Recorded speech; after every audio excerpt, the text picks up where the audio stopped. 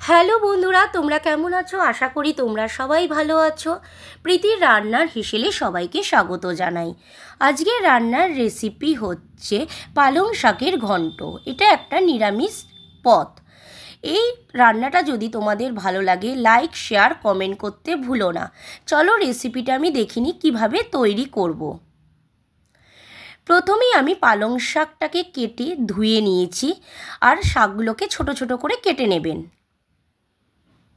তারপরে আমি নিয়ে নিয়েছি বড়ি, বেগুন, কুমড়ো আর আলু। কড়াইতে আমি সর্ষের তেল দিয়ে দিয়েছি। তেলটা গরম হয়েছে, বড়িগুলো দিয়ে দিচ্ছি। বড়িগুলো আমি লাল লাল করে একটু ভেজে নেব। দেখুন আমার বড়িগুলো ভাজা হয়ে গেছে, আমি বড়িগুলো তুলে নেব। তারপর কড়াইতে সর্ষের তেল গরম হয়ে গেছে, আমি এখানে 5 ফোড়ন দিয়ে দিচ্ছি।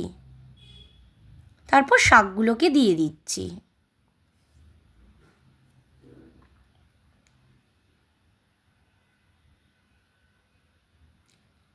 এরপর আলুগুলো কাটা আলুগুলো দিয়ে দিচ্ছি।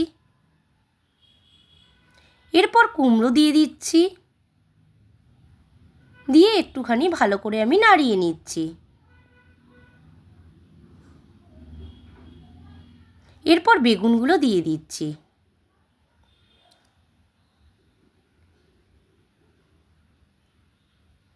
তারপর পরিমাণ মতন আমি নুন দিয়ে দিচ্ছি, দিয়ে একটু ভালো করে নাড়িয়ে নিচ্ছি। 5 মিনিট আমি ঢাকা দিয়ে দেবো। 5 মিনিট পর আমি ফিরে এসেছি। দেখুন আমার শাকটা কতটা মজে গেছে। এরপর আমি হলুদ গুঁড়ো দিয়ে দিচ্ছি, জিরের গুঁড়ো দিয়ে দিচ্ছি, দিয়ে ভালো করে আমি নাড়িয়ে নিচ্ছি। আমি আবার একটু 5 মিনিট ঢেকে দেবো।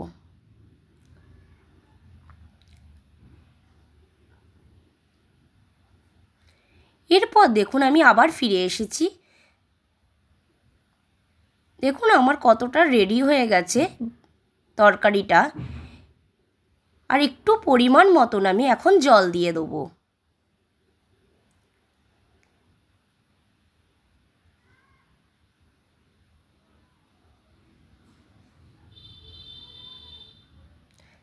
দিয়ে আমি 5 মিনিট ঢেকে দিচ্ছি। দেখুন আমার পালং শাকের তরকারিটা পুরো রেডি হয়ে গেছে। আপনাদের যদি ভালো লাগে লাইক, শেয়ার, কমেন্ট করতে কিন্তু ভুলবেন না। যারা এখনও আমার চ্যানেলটাকে সাবস্ক্রাইব করেননি তারা আমার চ্যানেলটাকে তাড়াতাড়ি সাবস্ক্রাইব করে দিন। দেখুন আমার রান্নাটা রেডি হয়ে গেছে। এবার আমি বোল সেটে সার্ভ করে নিচ্ছি।